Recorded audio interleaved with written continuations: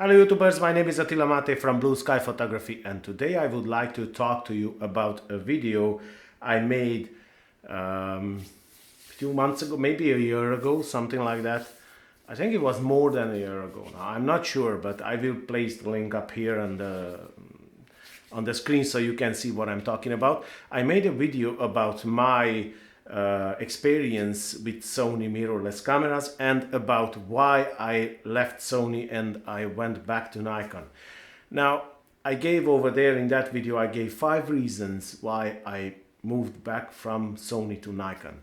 Now, in this video, I would like to make an update on that because that video created a lot of arguments on my channel and a lot of heated conversations, I would say. But in the meantime, obviously, Sony was becoming better and better and it was getting stronger on the market. So let's see those 5 reasons and let's see the update. Let's see what's going on now at this moment in the Sony lineup. So I will chimp down on my phone a little bit because I made all the notes so I don't forget over here. So the first reason I gave over there, it was the lenses, and mostly Sigma lenses, because I like very much Sigma art lenses, and that was one of the reasons why I moved back to Nikon, because in Sony lineup you couldn't really find Sigma art lenses, and Sony lenses were really expensive that time.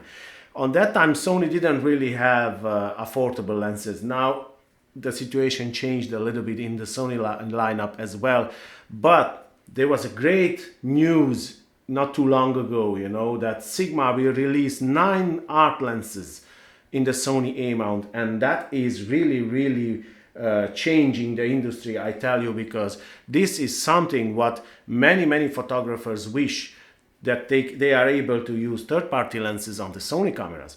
Sony cameras are very good, but without lenses they are useless. So Sigma announced these 9 art lenses, and Tamron announced as well that they will release a zoom lens, a 28 to 75 f2.8 zoom lens, which is exceptionally good. It will be good because Tamron zooms, they are exceptionally good. So this is again something where in the zoom territory, I think Tamron will take the lead, and in the prime territory, Sigma will take the lead. That's what I think anyway. That's my opinion. But anyway, it's really good that this problem and this issue used to be with Sony. It's not anymore, because the lenses are getting better and better and more, and third party as well. So the first reason I gave, it's already not existing with these Sigma lenses and Tamron lenses, you know, that is already not existing. The second reason I gave in that video, it is the dual SD card slot.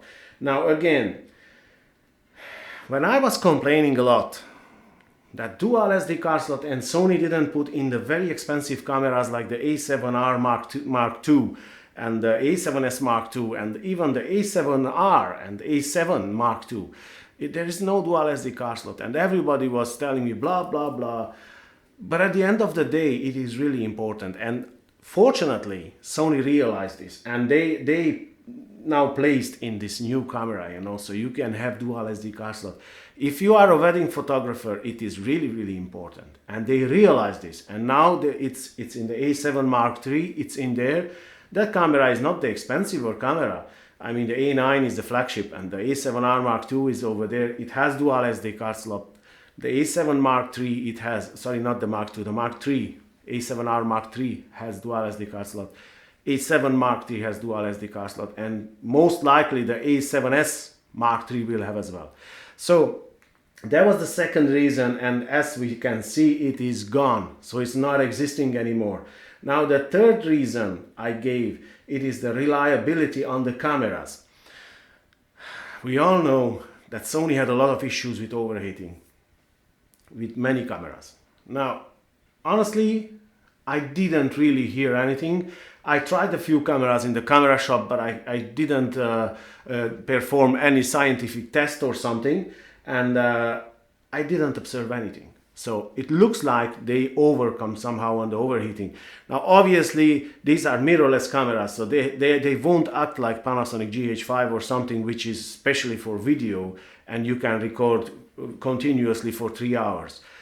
Maybe they will overheat after 40 minutes or 50, but I don't care about that. For me, what is important that for 30 minutes, which is the recording limit, not to overheat, so you can record 30 minutes without any issue. And it looks like they overcame this problem, and it looks like that they resolved somehow. I don't know how. Maybe the body is a little bit bigger, because it is bigger at the A7 Mark III, A7R Mark III, A9. All these, the body are thicker, so it's optical steady shot inside as well, so that's why they had to make the body bigger. But they resolved somehow, and that's the most important thing, Now, like I said, these reasons I gave, that was like 1.5 years ago, 1 year ago, whatever, it was pretty long time ago. And they released new cameras in the meantime. And it looks like that they overcame these problems. So, reason number 4, it was face detection and eye detection.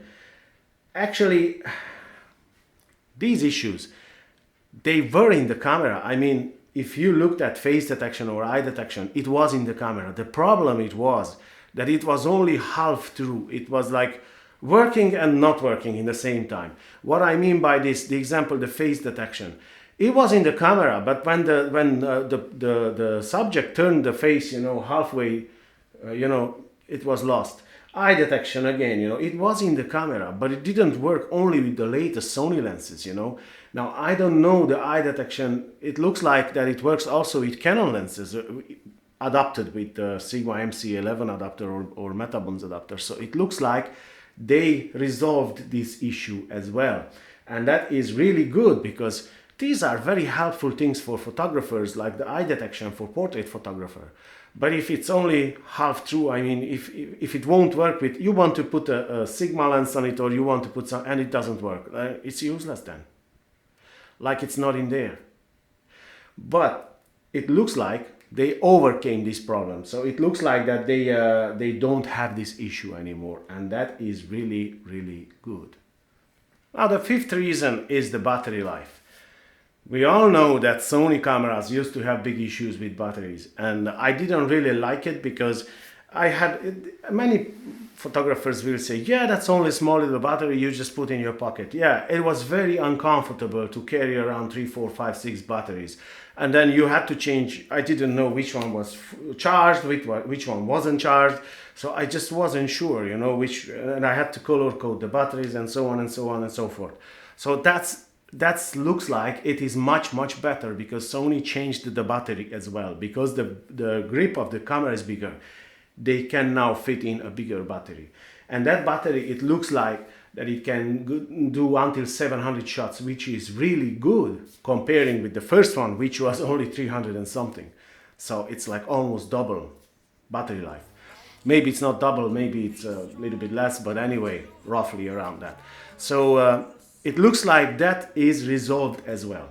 Now, I tell you honestly that the first camera that made me think about Sony again and made me think as a serious possibility, it is the Sony A7 Mark III, the recently announced camera. Because until now, the A7R Mark II, the A7R, the first A7R, the A7 Mark II, all these cameras, they used to lack a lot of things.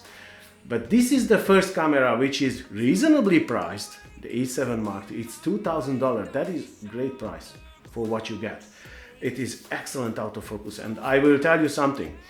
I was always saying, even when I never used Sony, I used even when I went back to Nikon and I didn't use Sony anymore, I always said that Sony autofocus, especially in video, it is one of the best.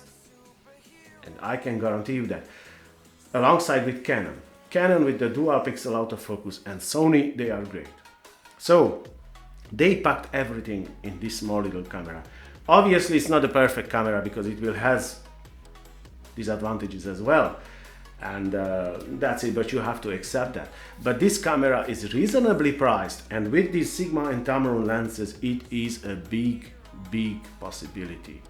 Now, I just wanted to make this video to tell you guys that on that time, when I did that video, I was right on those things. Times changed. Now, 1 year passed, or 1.5 years. I don't know exactly how long ago I made that video, but something like that. And in this time, Sony succeeds to remediate all these problems one by one. So it looks like now it's not a problem anymore, what it used to be a problem. So I hope that this video was helpful to you guys. I hope that you liked it. If you liked it, please like and subscribe and share my videos. And please hit the little bell button near the subscribe button to get notified when I upload another video.